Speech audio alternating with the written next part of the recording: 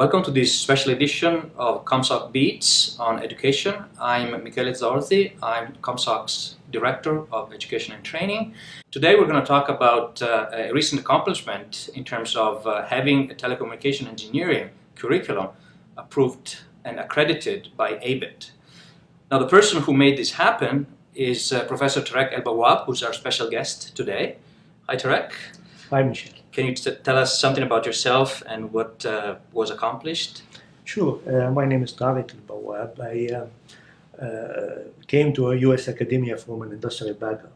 I have had all my life nearly, it was more than 20 years then in the industry when I joined one of the US schools where there's a telecommunication engineering program.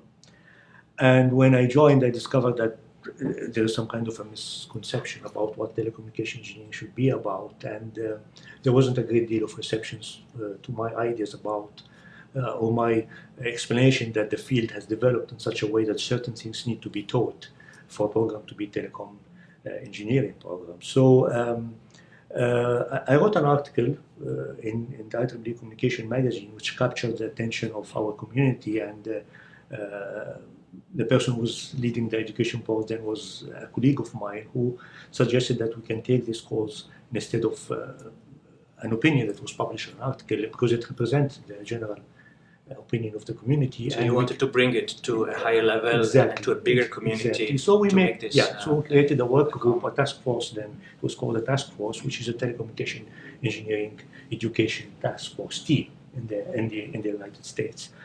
And it has been about 6 years when we have been working on this, and we went through so many phases until we, at some point in time, you have to go through IEEE education activities to get connected to ABIT, and composition of working groups to do the things, and et cetera, et cetera. And in the end, in November 1st this year, ABIT finally approved changes to the accreditation criteria for electrical and computer engineering, incorporating special provisions for telecommunication and communication engineering. So now telecommunication engineering is recognized as a distinct discipline. You bet. Okay, and this is the result we have. So what does this mean for academia and industry and our ComSoc community? It means a lot. It has to do with what happened to the field over the last 2 decades.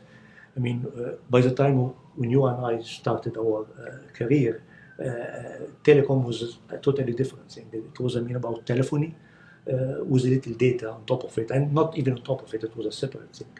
If you look at telecom today is, as a whole, the industry is actually surrounding it's all built about network science and network engineering, and it's about the kind of network where we live our life today. So you need now to have a new generation of engineers, new generations of researchers who, number one, understand there's so many differences, there are so many different concepts which has been in the field today as basis, and also are able to undertake so many research challenges that lie ahead that they wouldn't be able to tackle if they don't receive the right education and training. So achieving this milestone is not the end of the story.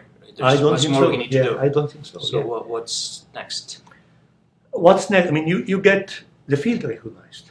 You have criteria to accredit programs in telecommunication engineering. Now you have to get more and more programs. You don't need to get tens or hundreds of them, but you need to start to see a trend of universities, important schools in the nation recognizing this, investing in telecommunication engineering, and you need to engage the industry also, because the industry actually needs these kinds of graduates. So you need to see the movement going on into implementing those programs, and you need to see that the cause that we have been fighting for is now translated into actual graduates of these programs who can serve the industry and who can be the basis for future research. And I think that this is something that ComSoc must be in charge of and must actually push forward.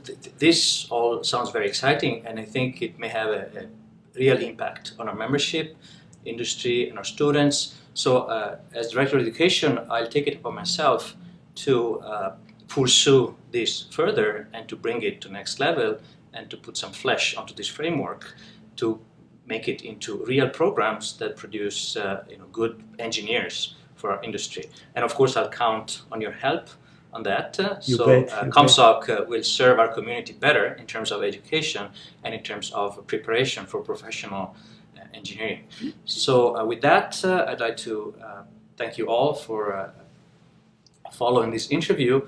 There is an article in the Institute that was recently published that tells you a little bit more about the history of this initiative and what happened, the different steps, and also it describes in more detail what really means this ABIT accreditation. And so I invite you to read that article if you're interested in learning more about this topic. And this is Michele Zorzi, Director of Education for ComSoc BEATS.